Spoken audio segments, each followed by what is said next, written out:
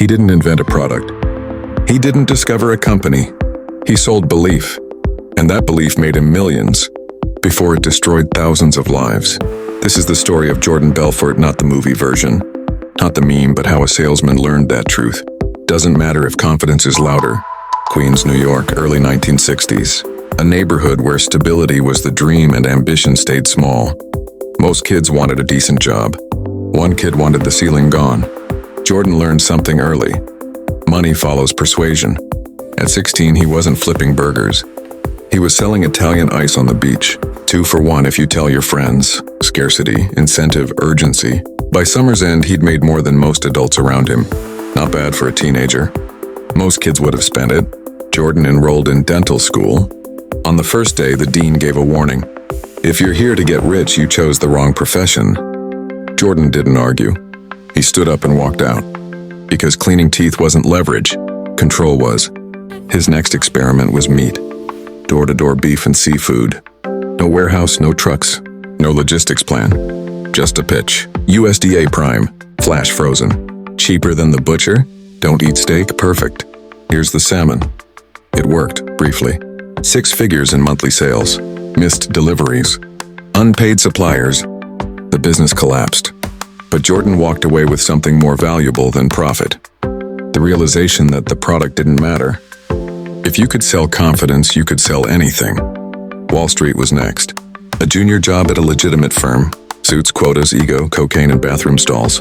He learned the language, the tone, the psychology. Then 1987 hit. Black Monday. Markets crashed.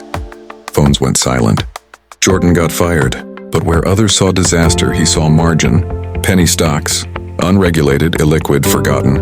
And most importantly, huge commissions, same sales pitch, 10 times the reward.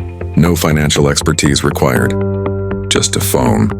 And zero shame. He called strangers across America. Not to explain businesses, but to sell dreams. Ground floor opportunity. Wall Street hasn't noticed yet. Get in now or regret it later. Confusion became a feature, not a flaw. You don't need to understand it. You just need to move first. And it worked. One call, thousands of dollars.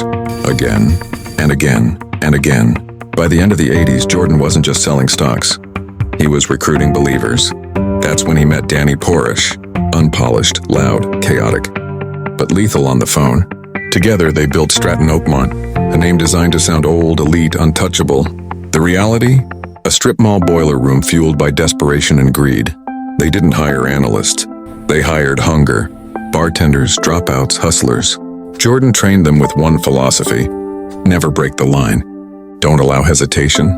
Don't invite doubt. Push forward until resistance collapses. Hello to wire transfer. One straight path. The target wasn't the wealthy. It was the ignored. Retirees, middle-class workers.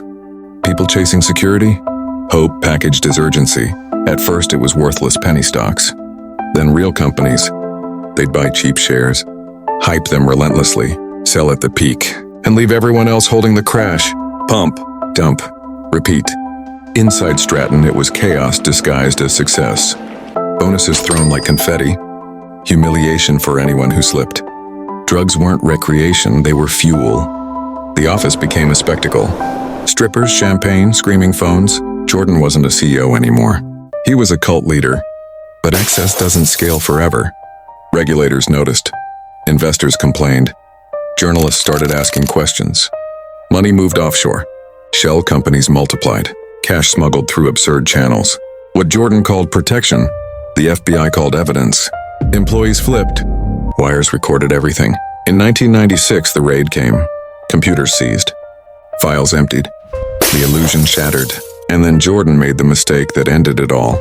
While under investigation, he moved millions anyway. Recorded, tracked, final. Facing decades in prison, Jordan did what he always did. He sold, not stocks, people. He cooperated. Dozens went down. Many served longer sentences than the man who taught them. Jordan served just 22 months. Minimum security, tennis courts, no fences. And there he found his last pivot. A story. The book sold. Hollywood followed.